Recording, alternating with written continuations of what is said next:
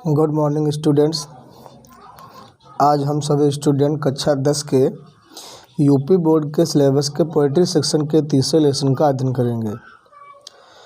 इस लेसन का नाम है a tiger in the zoo, चिड़ियाघर में एक बाघ। इसके लेखक हैं लेज़ली नोरिस। पोएट इस कविता के माध्यम से हम सबको ये बताना चाहता है कि एक चीता जो चिड़ियाघर में रहता है तो उसकी क्या गतिविधि होती है चिड़ियाघर में रहते समय, और एक वो चीता जो अपने स्वाभाविक अर्थात प्राकृतिक निवास स्थान पे निवास करता है उसकी क्या गतिविधि होती है। और कवि ये भी बताना चाहता है कि हमको जो जंगली जानवर हैं उनको उनके स्वाभाविक निवास पर ही रहने देना चाहिए।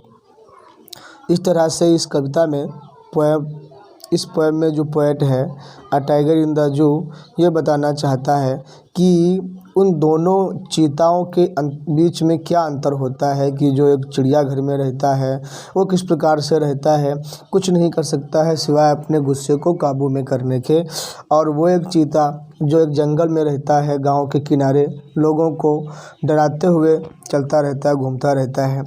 तो आइए हम सभी भैया बहन इस पोएम का वर्ड बाय वर्ड अध्ययन करते हैं। पहले इस पोएम की समरी क्या है उसमें थोड़ा हम जान लेंगे तो ज़्यादा बेहतर रहेगा। कवि कहता है this poem contrast a tiger in the zoo with the tiger in its natural habitat. यह कविता कॉन्ट्रास्ट, वैसे तो इसका अर्थ होता है विरोध प्रकट करना, लेकिन यहाँ पे है इसका मतलब कि वो अंतर प्रकट करता है। अ टाइगर एक चीते में, इन द जू जो चिड़ियाघर में है, विद द टाइगर एक उस चीते के साथ, इन इट्स नेचुरल हैबिटेट जो अपने स्वाभाविक अर्थात प्राकृतिक निवास स्थान पे निवास करता है। The poem move from the zoo, यह कविता जू टू जंगल यानी चिड़ियाघर से जंगल के आसपास घूमती है। मतलब इस कविता में कुछ स्टेंजा ऐसे हैं जो उस चीते के बारे में वर्णन करते हैं जो चिड़ियाघर में रहता है, और कुछ स्टेंजा ऐसे हैं जो उस चीते के बारे में वर्णन करते हैं जो जंगल में निवास करता है।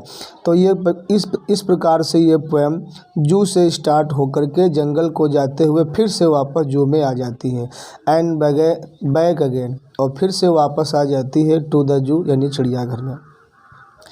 Read the poem silently once, कवि कहता है इस कविता को एक बार ध्यानपूर्वक पढ़ें, एंड से और बताएं व्हिच स्टेंजा कि कौन कौन से stanzas speak about the tiger in the zoo, कौन कौन से स्टेंजा जो बताते हैं अबाउट द टाइगर उस चीते के विषय में, इन द जू जो चिड़ियाघर में रहता है, एंड व्हिच वंस और कौन से वो स्टेंजा हैं जो स्पीक बताते हैं about the tiger in the jungle उस चीते के बारे में जो जंगल में निवास करता है। तो आइए अब हम सभी स्टूडेंट्स इस पोएम का वर्ड बाय वर्ड ध्यानपूर्वक अध्ययन करेंगे।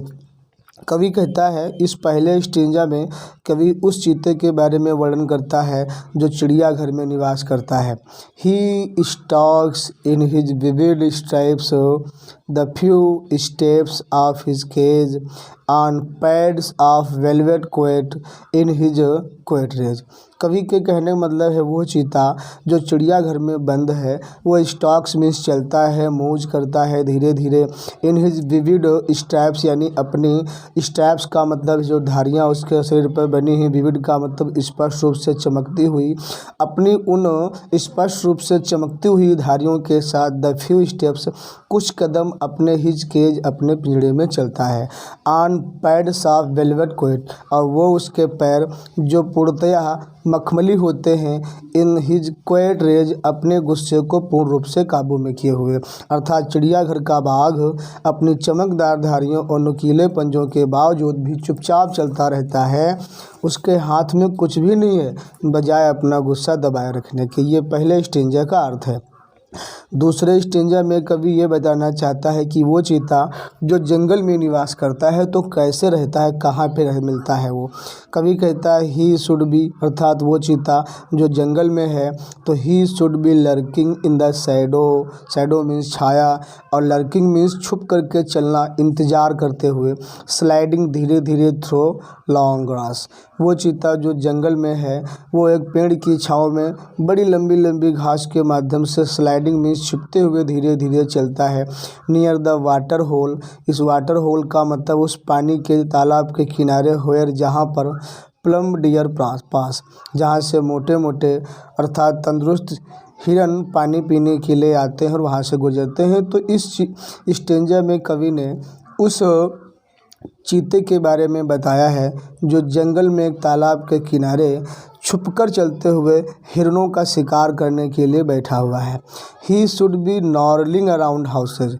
उसके बाद में इस स्टेंजा में भी कवि उस चीते के बारे में बात करता है जो जंगल में निवास करता है। ही शुड बी नॉर्लिंग, वो गुर्राता हुआ चलता होगा अराउंड हाउसेज, घरों के आसपास, एट द जंगल्स एज, यानी वो घर जो जंगल के किनारे पर बने हुए हैं उन घरों के आसपास वो गुर्राते हुए, bearing his white fans, bearing का मतलब यहाँ पर है दिखाते हुए, टू शो माने स्पोक्स माने खोलना, अपने दिखाते हुए, वाइट फैंक्स माने सफ़ेद नुकीले जहरीले दांतों को, हिज क्लॉज अपने पंजों को दिखाते हुए, टेररिज्म द विलेज, गांव के लोगों को डराते हुए।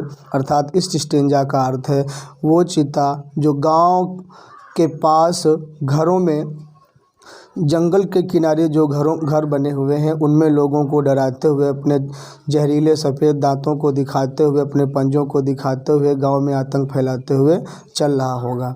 बट इस अगले स्टेंजा में कवि उस चीते की बात करता है जिसको चिड़ियाघर में कैद कर रखा गया है। बट ही इज़ लॉक्ड, कवि कहता है लेकिन उसको बंद करके रखा गया इन अ कंक्रीट सेल, का मतलब एक मजबूत सेल में अर्थात कोठरी में। हिज स्ट्रेंथ बिहाइंड बार्स, उसकी जो शक्ति है, जो पावर है, जो ताकत है, उसको सलाखों के पीछे कैद करके रखा गया है।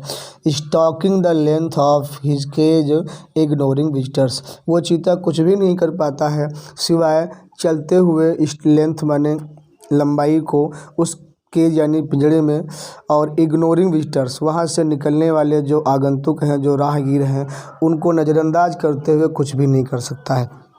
अंत में फिर से इस स्टेंजा में कवि उसी चीते के बारे में बात करता है जो चिड़ियाघर में बंद है। कहता है he hears the last voice at night the patrolling cars and stares with his brilliant eyes at the brilliant stars.